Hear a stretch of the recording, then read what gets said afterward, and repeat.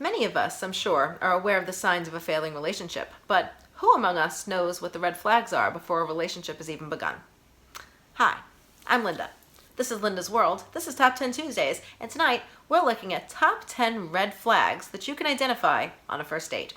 If you'd like to know what these red flags are, well, then just stick around because this episode of Linda's World starts right now.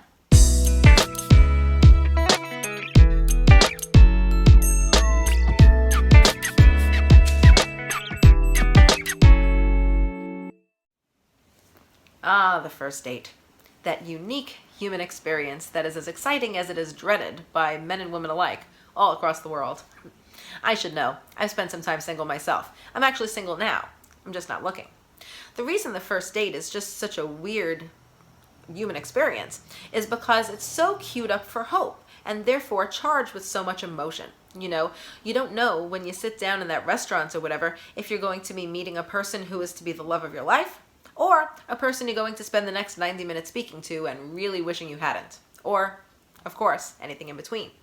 And as I said in the intro, we're pretty decent as people in looking at the signs of failed relationships and getting out of them if we need to. But so very often, failed relationships could have been avoided in the first place had we seen some of the 10 red flags on a first date.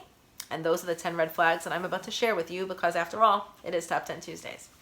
Now, the first red flag is that they are extremely late.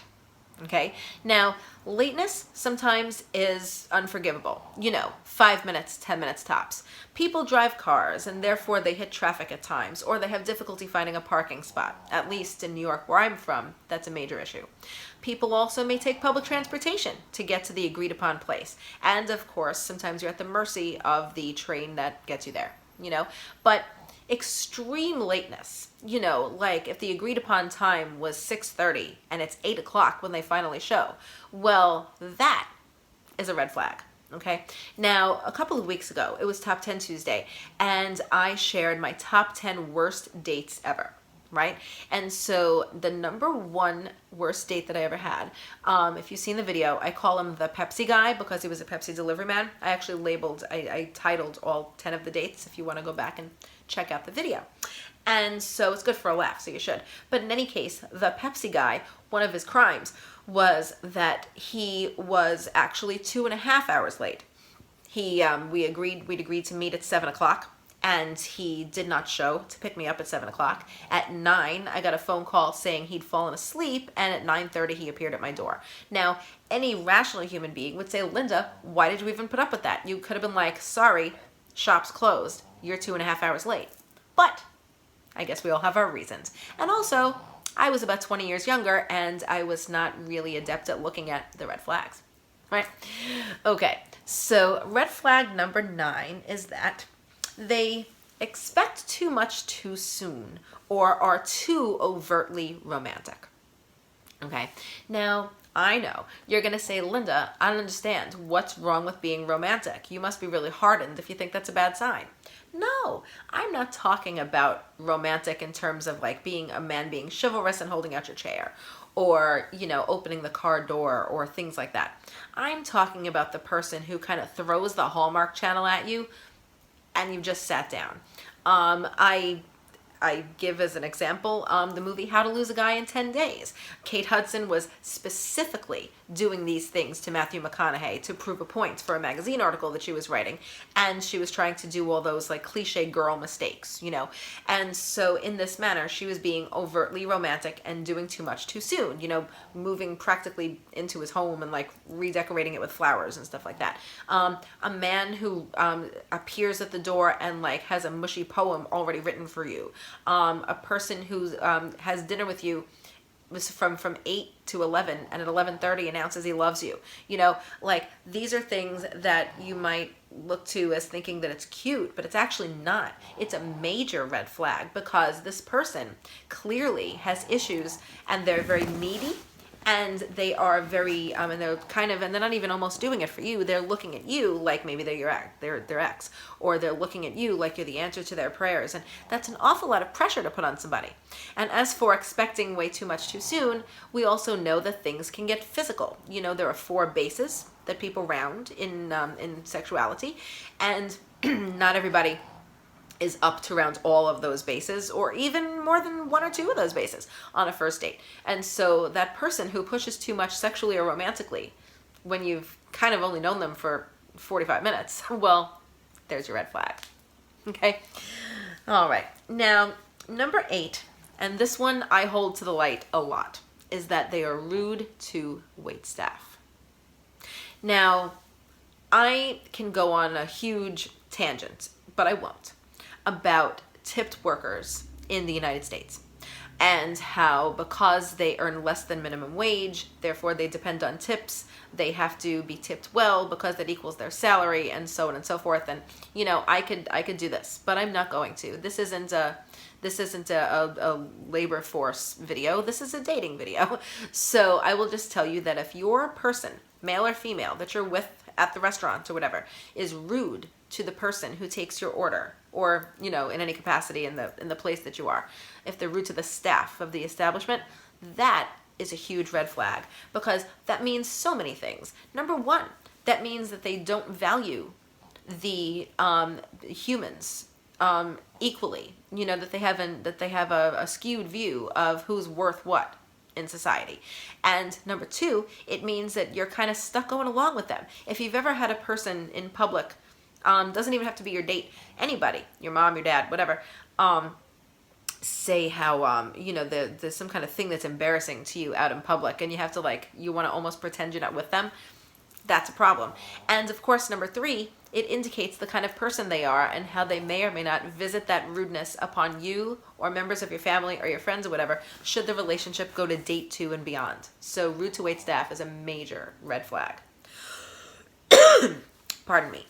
Now, number 7 is interesting because it is both a give and a take. It is that they get too personal too quickly. What do I mean by that?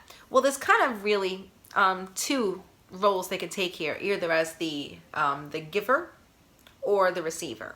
If they give too personally, this is a person who overshares. This is a person who may sit down at a restaurant at 7:30 and by 8 o'clock they're telling you about how they were abused as a child. Right? These are stories that you want to share with a person when they're in your trust circle more and you've gained a significant amount of getting to know each other and, like I said, trust.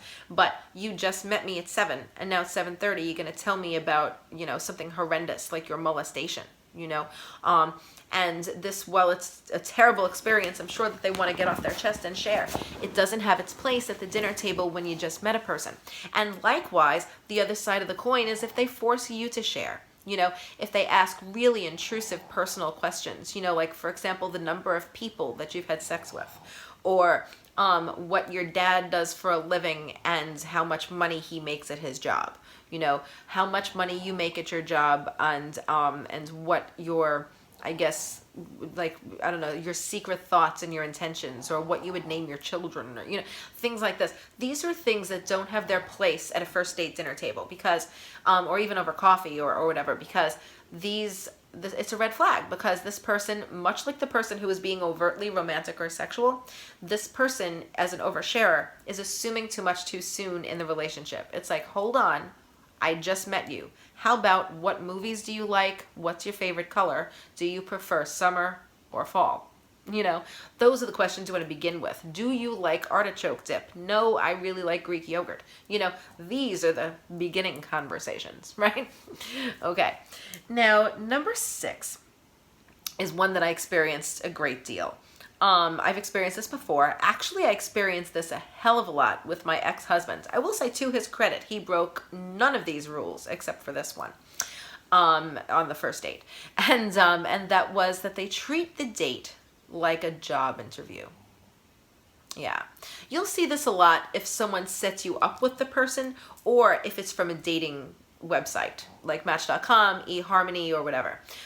Because, they have certain queued up information about you. This person, they prefer dogs to cats. They are a Beatles fan. They work in advertising, right? So they know those 3 things. And they're like, okay, well, in advertising, what do you do? And how about your dog? And they just pepper you with questions. And you almost feel like you're sitting there on some kind of an interview where you should be wearing a blazer and holding a portfolio in your hand and calling the person sir or ma'am. Right? And, and asking what the salary and benefits are, because peppering questions at you, sort of like they're auditioning you, and, it's not a Broadway play. It's not an audition. So I don't know why you should be peppering me with questions. And that in itself is an act of being a first date red flag. We'll get there. Normal conversational tone will give you the answers to your questions if you're patient. But I really don't feel like playing 20 questions with you. You're not offering me a managerial position. You're my date. Now we're halfway through the list. And I want to take time out to say that I think that the hope of a first date can often be dashed by any one of these things happening. Or sometimes the hope of a second date is dashed when people do these things and they don't realize they're doing them. And the other party, is just kind of, I don't know, they just don't want to call you back for day 2 because you've been guilty of these things, And, and hope is an interesting thing. I mean, look, I'm wearing my t-shirt today that says life is better in flip-flops because I'm hoping for summer. We all, keeping hope alive and having hope in your heart that something's going to work out is a tremendous act of faith, And so when we do this for me with my season coming up, or hoping that you get the job that you've been waiting for, or hoping a relationship works out, or even that date 1 leads to date 2. That's putting yourself out there, and it's a risk, and it's a leap of faith that people take as humans. And I want to say that even though this may sound a little sour, like look out for these red flags, it's actually not, because when we put ourselves out there and keep hope alive, we're keeping ourselves alive too. We're telling the world that we haven't given up yet. Mr. Right or Ms. Right may be out there, the perfect job for us, the perfect home or apartment for us, the perfect animal that we're going to rescue, the perfect day of the perfect season, whatever it is that we're hoping for, it may be out there. And so we won't know unless we try. And so we go out there and try and find it. And that's what dating is all about. So let's just continue the list. All right. Now you'll notice that these grow gradually a little worse, okay? Because after all, it's a countdown, right? So number 5 on our list is the fact that they just can't seem to make a plan. Okay? They can't plan anything. In other words, if you're like, well, I've had a good time with you tonight. How about on Thursday? And they say, no, I'm doing something on Thursday. So you say, okay, how about on Saturday? And they're like, yes, Saturday. No, wait, I have my brother's thing. And every time you suggest something, or even if you want to extend the date, if you think it's going well, and you're like, oh, let's go to this bar after this restaurant, or oh, let's go get ice cream at this place after our dinner. If they're like, oh, no, not that place. Oh, I forgot this. They're making excuses. This is code for I don't want to see you anymore, and they're just trying to be polite. And so it's more of a red flag towards you, because it's sort of like saying, listen, this isn't working, and I'm a decent man or woman, and therefore I don't want to tell you that it's an incompatibility issue, so I'm just going to make it about a plan. And while that's considerate, it's also dishonest, and so I think that person is sort of stringing a person along if they make fake plans with you or just can't seem to figure it out. It's a little bit of a weird sign, but I thought I'd throw it in there because it says less about if they're a bad human and more about the fact that the situation isn't working. No harm, no foul, right? Like that old song, there ain't no good guy, there ain't no bad guy, there's only you and me and we just disagree. Who's old enough to remember that song? Okay, now we're getting to it, folks. Number 4 is the fact that they run hot and cold. Okay, remember the Katy Perry song? You're hot, then you're cold, you're yes, then you're no, you're in, then you're out, you're up and you're down. Well, this refers to a person who on a first date runs passionately one side or the other, where they may criticize something you say at 7:02, but by 7:05, they're praising you to all hell. Or they take the risk of holding your hand while crossing the street to get to the parking spot, but they also stand many feet away from you as you're walking, that you can't read them. You don't know if they're trying to be, I guess, romantic or passionate with you, or if they're keeping their distance, because they're doing both almost at the same time. And a person like that, a hot and cold person, verbally, physically, or whatever, is incredibly difficult to read. And, yes, I understand that I said earlier that this isn't a job interview, but it's also a kind of an interview for a relationship. It's a person interview. It's like, what kind of human are you? I'll tell you what kind of person I am, And maybe we could see if we're the same kind of person that we want to get together, right? And so you can't tell that if they're running hot and cold, if they're backing off and then letting on, and saying a whole bunch and then saying nothing and having pockets of silence. Difficult to read is the most polite term I could give to a person who runs hot and cold. Okay? Now, number 3 is one that I've experienced on a couple of first dates in my life. And it is the fact that this person may be confrontational. Okay? Now, not all humans are going to feel exactly the same about everything. Okay? Like, for example, I was married to a man who did not like Lady Gaga. That's okay. He was a man. I was a woman. And his musical taste was more classic rock. Now, my music taste is more classic rock, but I wouldn't expect of him to like Lady Gaga, right? But he didn't shout in my face that she sucked. Okay? You may date a person who feels different than you politically. There are 3 front runners for the presidential election this year. We have Donald Trump running unopposed on the Republican side, and likewise on the Democratic side, we have Bernie Sanders and Joe Biden. And I might not like your candidate, okay? And we could agree to disagree, but a political shouting match has no place in a first date. Even if you don't like what I have to say, humor me and then don't call me back or something like that. Don't get into a shouting match with me at the table over tastes, religion, politics, or whatever. Because confrontation, what the hell? You're trying to impress me, man or woman. Okay, why would you do that? You're trying to be putting your best foot forward, right? And that's an indicator of who they may be later on.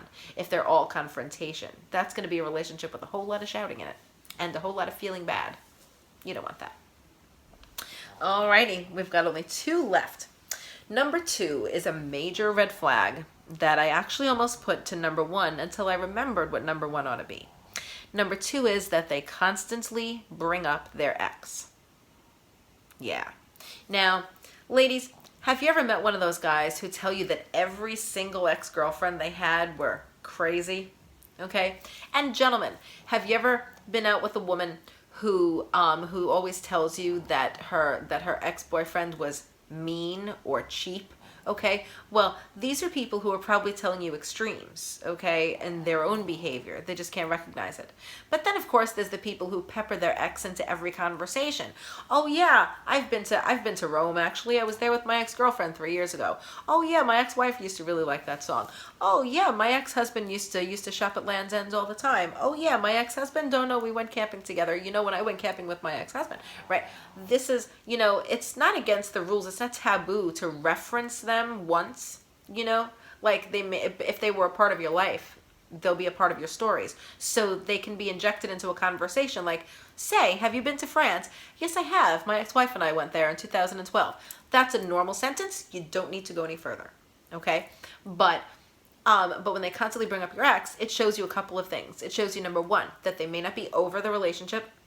Number 2, that they harbor a lot of resentment in their heart about that person. Okay, so they're either loving them or hating them, right there at your dinner table. Okay, and if your relationship doesn't work out, you're gonna be their next dinner table story. You know what I mean? And so that's really not cool. Heterosexually or gay, male or female, straight, bi, whatever. Okay, it doesn't matter who's dating who. It doesn't matter the gender at all. Any ex of yours probably should not be mentioned more than in passing during a first date, because it reads like something else. You know what I mean? Okay. And now we're going to drum roll it. We're going to eschew with the honorable mentions, because I'd like to ask you guys a question at the end of this. And I'm going to go drum roll. And number 1. They are either directly or indirectly insulting. Yes. What do I mean by that? Well, you shouldn't be insulting a person you're trying to impress, shouldn't you? So I actually was on a first date one time. I won't say with who, but I was on a first date one time with a person who said, well, I chose to go out with you tonight despite what you look like.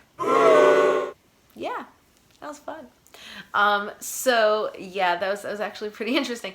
And so nevertheless, this is an insult. Now, it's not an insult. He didn't say, listen, Linda, you're ugly, but he said it in a passive way. Okay, so passively or aggressively, you should not be insulting the person you're trying to impress. If you find something to be uncool about them, well, what the hell are you doing on the date to begin with? Or just politely decline date 2. There's so many ways to get out of it without being insulting to another human being. I don't know that we should be walking around insulting anybody, let alone a person that you're on a date with, right? You're supposed to have agreed to the coffee, the drinks, the dinner, the whatever, based on the fact that you would like to get to know them, not that you want to belittle who they are. Okay? And if you find you don't like who they are, that's when you get the fake text and cut the date short. You know what I mean? There's ways of letting a person down a lot more gently, I should say, than that. All right, we've run through our list. Now, here is why I didn't have any honorable mentions tonight. Because I could talk all night about red flags with men and women alike, okay? In all kinds of different relationship settings. But I'd like to hear from you. I have 102 subscribers now, and I am over the moon about that. And so I call upon you guys who are watching my video, even if you're not subscribed, to go ahead and drop a comment in the comment section and tell me if I missed anything. I'm sure that there are women out there and men out there who have other red flags on the list that they were secretly hoping I'd say, and they were like, but Linda, what about blah, blah, blah? Well, now's your chance, okay? Like I always say, your voice matters. Let me know in the comment section what you thought about these red flags, or give me a couple of additions that I may have missed in my list, because after all, it's top 10 Tuesdays. I'm sure there are more. Okay? And I'd like to say before I go that if you are just finding this video by happenstance on the internet, then I would like very much if you would go ahead and hit that subscribe button down below so you could be a member of Linda's World. And also while you're at it, hit the notification bell so you can tell when all new videos drop to my channel. Linda's World is an inspirational channel, a place where you can come to get the tools you need to live your best life, even when you're not exactly living your best life. And now, I bid you good night, or good morning, or good afternoon, or whenever it is that you're watching this video. And I'm going to go ahead and sit in my house in all my singleness? I don't know. And just enjoy the fact that I don't have to go on first dates anymore, because eek, they can be full of stress. But don't let what I've said this evening ruin your hope, because if you're looking for Mr. or Ms. Right, they're out there somewhere. It's just a matter of weeding through the crowd and eliminating people with all the red flags. And so, there we have it. And I will see you later this week with more interesting and exciting content. So, have a good night. Keep dating. Keep trying. They're out there. And bye.